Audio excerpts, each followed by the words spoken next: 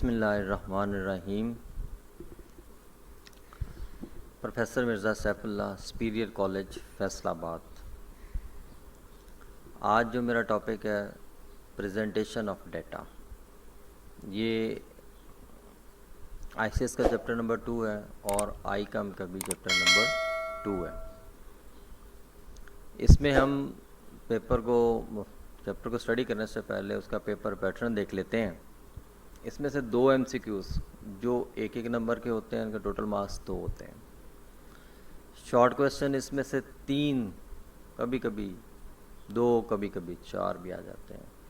तो अगर हम ऑन एवरेज देखें तो 2 मार्क्स के लिहाज से 6 नंबर शॉर्ट क्वेश्चन के बनते हैं।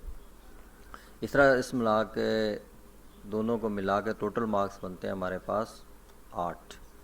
अगर हम इस चैप्टर को सिर्फ डेफिनेशंस को तैयार कर लें, एमसीक्यूज़ को तैयार कर लें, तो हमारे पास 8 नंबर बन जाते हैं।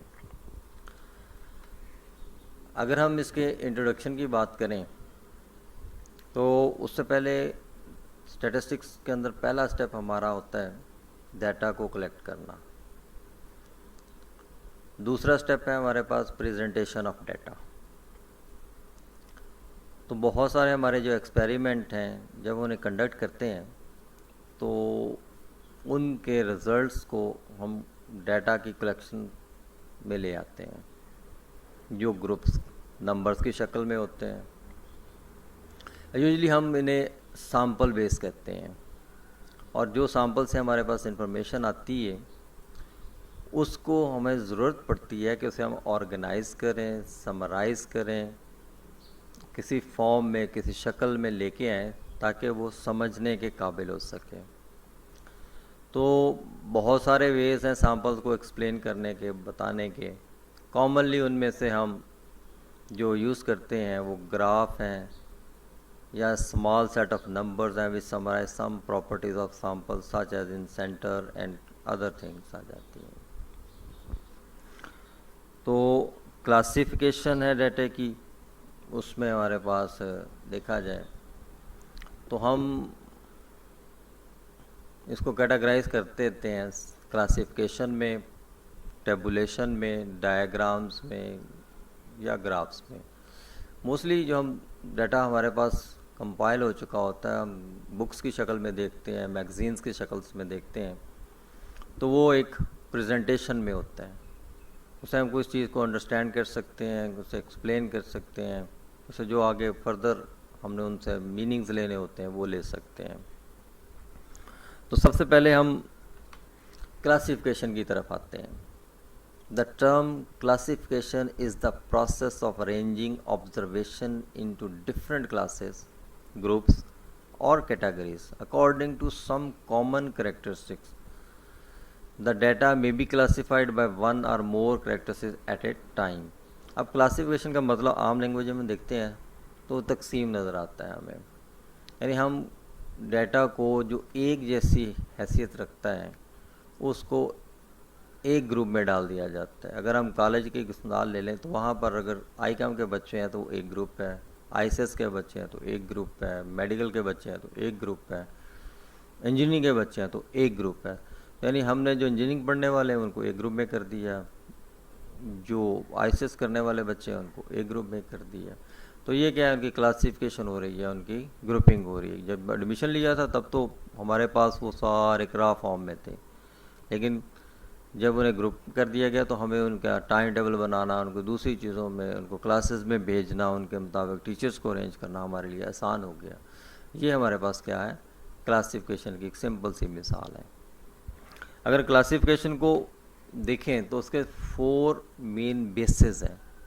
Number 1 qualitative, number 2 quantitative, number 3 geographical, और नंबर 4 क्रोनोलॉजिकल और टेम्पोरल।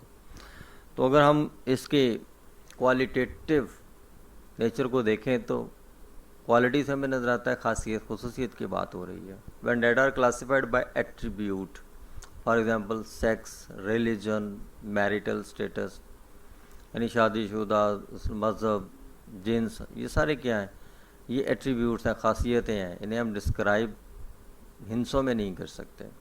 क्वांटिटेटिव क्या है? When data are classified by quantitative characteristics such as height, weight, income, इनको हम न्यूमेरिकली एक्सप्रेस कर सकते हैं कि वो 5 फुट 6 इंच का है, उसका वेट 140 पाउंड का है, इसको इनके 10 लाख है, एंड सो ऑन।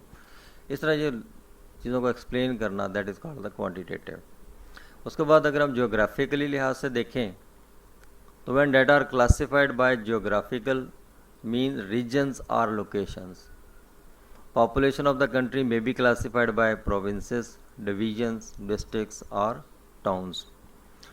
उसके बाद अगर हम देखते हैं क्रोनोलॉजिकल और टेम्पोरल मीन ऐसा डाटा जो टाइम से रिलेटेड होता है। When data are arrange by their time of occurrence, that is called the chronological or temporal data. An arrangement of data by their time is called time series. For example, years, months, weeks, decades, ये सारी बातें क्या है? हमारे पास chronological data है, यानी इसके लिहाज से जो डाटा इकट्ठा हो जाएगा वो टेम्परल भी कहला सकता है या क्रोनोलॉजिकल कहलाता है। उसके बाद अगर हम क्लासिफिकेशन को देखें तो क्लासिफिकेशन 1 वे भी होती है, 2 वे भी है, 3 वे भी है और मैनी फोल्ड क्लासिफिकेशन भी कहलाता है। तो 1 वे क्लासिफिकेशन को देखें तो मतलब क्या हुआ? When data are classified according to 1 characteristics it is called 1 way classification. मसलन population of the country may be classified by the religion as Muslims, Christians, Hindus and so on। ये क्या है? जब हम एक ही कैटेगरी को स्टडी कर रहे हैं that is called the 1 way classification. जिसमें हाइट को स्टडी करते हैं, वेट को स्टडी करते हैं या एज को स्टडी करते हैं, तो ये that is called the 1 way classification. 2 way classification क्या है?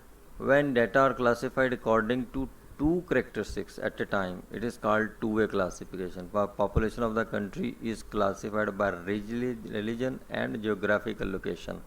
यानी यहाँ पे 2 बातें आ गई, एक रिलीजन आ गया और एक जियोग्राफिकल लोकेशन आ गया। इसी तरह अगर हम किसी का मैरिटल स्टेटस देखते हैं कि शादीशुदा हजरात जो हैं उनकी एजेस में क्या ताल्लुक़ है, तो ages of husband and ages of wife को एट द सेम टाइम हम स्टडी कर रहे हैं, तो that is called the two way classification. इसी तरह अगर हम रिलीजन के लिहाज से देखें तो फैसलाबाद, इस्लामाबाद और दूसरे मुख्तलिफ इलाकों में रहने वाले लोगों को एट ए टाइम आप स्टडी करना चाहें तो वो फिर उसी लिहाज से वो क्लासिफिकेशन बन जाती है। उसके बाद अगर हम देखते हैं 3-वे क्लासिफिकेशन की तरफ, when data are classified by 3 characteristics is called 3-वे classification. For example, population of the world may be classified religion, literacy rate and sex। यानी हम 3 खसूसियात को, 3 बातों को, 3 कैटेगरीज को स्टडी करें तो वो 3-वे क्लासिफिकेशन हो जाती है। इसी तरह मैनीफोल्ड क्लासिफिकेशन की तरफ आ जाए तो when data are classified by many characteristics is called many way classifications. हम पॉपुलेशन को अगर दुनिया की स्टडी करना चाहते हैं तो religion, literacy rate, sex, geographical location, तो ये सारा क्या है? ये उनकी एज को भी अगर शामिल कर लिया जाए तो ये सारे के सारे मैनीफोल्ड क्लासिफिकेशन में चले जाते हैं।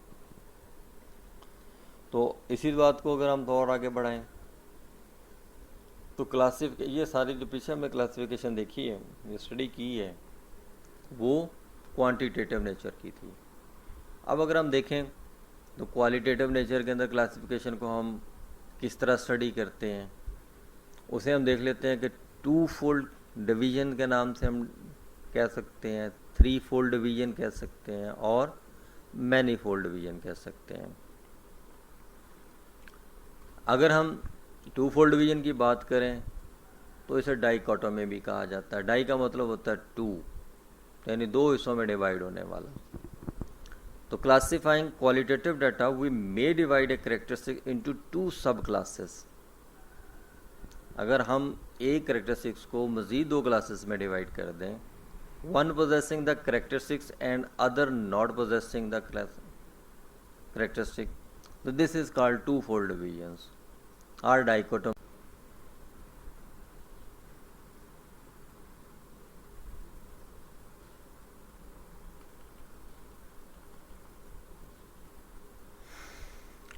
यानी हम बात कर रहे थे अभी कि उसे दो हिस्सों में डिवाइड कर देना। मसलन we are studying the literacy of population. We may divide the population into two categories, literate और illiterate. या अगर हम मैरिटल स्टेटस के लिहाज से कह रहे हैं, मैरिड और अनमैरिड की बात कर सकते हैं। अगर हम उनका डाइवोर्स स्टेटस की बात कर लें तो डाइवोर्स और नॉट डाइवोर्स की बात हो सकती है। जैसा बर्थ रेट और डेथ रेट की बात हो सकती है, ठीक है। एजुकेटेड मेल और फीमेल में आ सकता है, ठीक है ना। Male educated uneducated, female educated uneducated. तो ये क्या है, टू फोल्ड डिवीजन आते हैं, डाइकोटोमी कहते हैं। उसके बाद अगर हम बात करें थ्री फोल्ड डिवीजन की, तो इसमें हम देखते हैं कि when we divide a characteristics into three sub classes, it is called three fold division और ट्राइकोटोमी। मसलन if we divide the performance in three stages, topper, average, below the average, तो ये क्या है, हमारे पास थ्री फोल्ड डिवीजन आ जाता है। यानी हम तीन कैटेगरी में से स्टडी करना चाह रहे हैं। तो इसी बात को अगर और आगे बढ़ाएं तो क्या था, मैनी फोल्ड डिवीजन है। When we divide a characteristics into many sub classes, it is called many fold division. मसलन divide the religion into two categories, Muslims, non Muslim, Hindu, Buddhist और अदर्स आ जाते हैं। तो ये क्या है, जब हम एक वक्त में एक से ज़्यादा करेक्टरिस्टिक्स, एक से ज़्यादा बातों को, एक से ज़्यादा क्वालिटीज़ को स्टडी करना चाहें, एट्रीब्यूट्स को स्टडी कर रहे हों, तो that is called the many fold division कहलाता है। तो ये सारी बातें बार बार हमें पढ़ने से, याद करने से आती हैं। ये जो कि हमारे पास स्टैटिस्टिक्स का एक कॉन्सेप्ट है, इन कॉन्सेप्ट्स को अगर हम दिमाग में बैठा लेते हैं तो हमारे लिए स्टैटिस्टिक्स में आगे चलना आसान हो जाता है। तो इन डेफिनेशंस को दिमाग में रहना बहुत ज़्यादा ज़रूरी है, जिनके बिना पर हमारा जितना भी ये सारा रिसर्च वो बेस करती है इन्हीं बातों के ऊपर। रिसर्च में डेटा कलेक्शन और फिर उसकी प्रेजेंटेशन इंतहाई इम्पोर्टेंट है। अगर ये दो मेजर स्टेप्स हम नहीं कर पाते तो हमारे लिए आगे किसी भी किस्म के एनालिसिस करना या उनके ऊपर रिजल्ट्स इन्फ्रेंस करना मुश्किल हो जाता है, नामुमकिन से, बल्कि उसे मैं कह लूँ नामुमकिन हो जाता है। तो थैंक यू। आज के लेक्चर्स यहीं पे ख़त्म होता है। मिलते हैं हम नेक्स्ट लेक्चर में इंशाल्लाह। अल्लाह हाफिज़।